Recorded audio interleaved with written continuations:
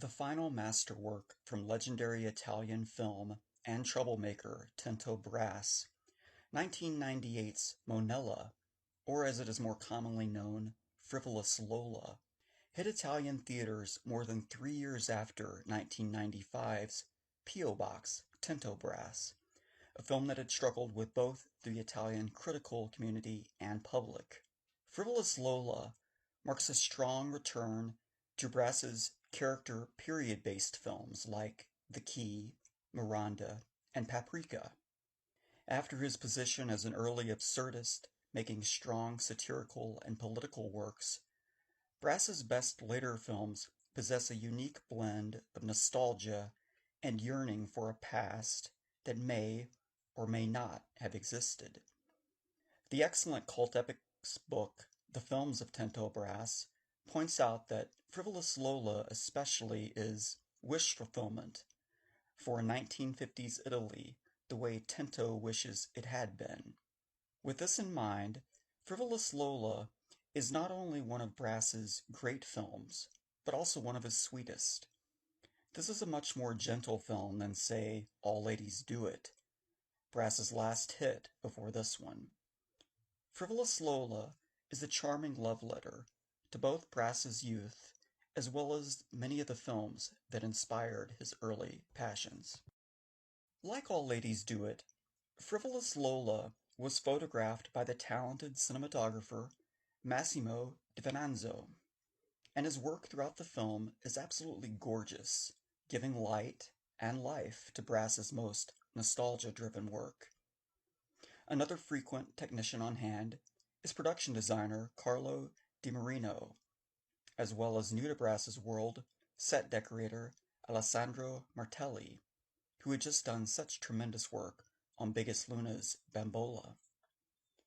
Frivolous Lola also features another score by frequent Brass collaborator, iconic film composer Pino Donaggio.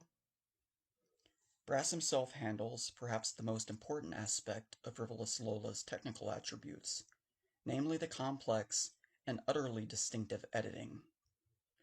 The Films of Tinto Brass book points out how especially important Brass's editing skills were with this film, due to the fact that it was only shot with one camera, unlike Brass's films leading up to it, with the book noting that Frivolous Lola breaks all the rules about lighting and sound mixing, while correctly noting that Brass's work throughout was highly creative, and the performances especially brilliant. And speaking of those brilliant performances, the key to Frivolous Lola is the delightful young actress Brass discovered while casting the film with his wife in the mid-90s. Not even 20 yet when Brass cast her in this, her first major film role. Anna Ammirati is one of the most charming and unforgettable figures in all of Brass's filmography. The delightful Ammirati has gone on to have an acclaimed career as a film, television, and stage actress. Now a journalist and stage director in her own right, Ammirati has been involved in LGBTQ rights, progressive politics, and has even studied in the field of psychology, making her not only one of the best actresses Brass ever worked with, but also one of the most admirable and fully rounded.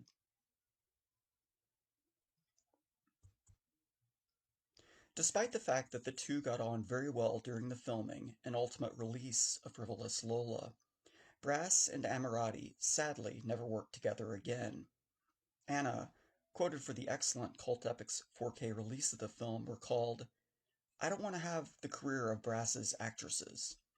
I'm interested in theater, and I'm a free woman who can face any tough situation." Ammirati followed up her role in Frivolous Lola with the Italian crime film Roses and Guns, which she called a Neapolitan version of Pulp Fiction.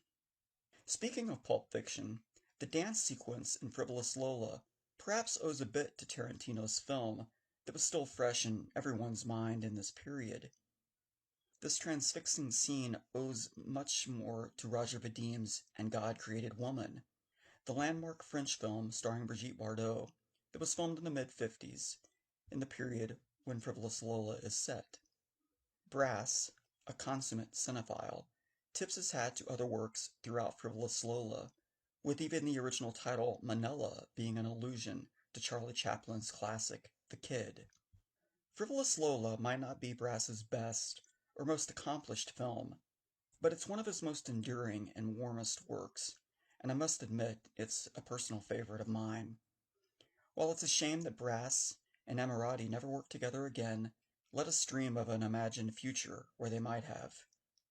Fitting that the one film they made together is a portrait of a past that only exists in a world of celluloid and imagination.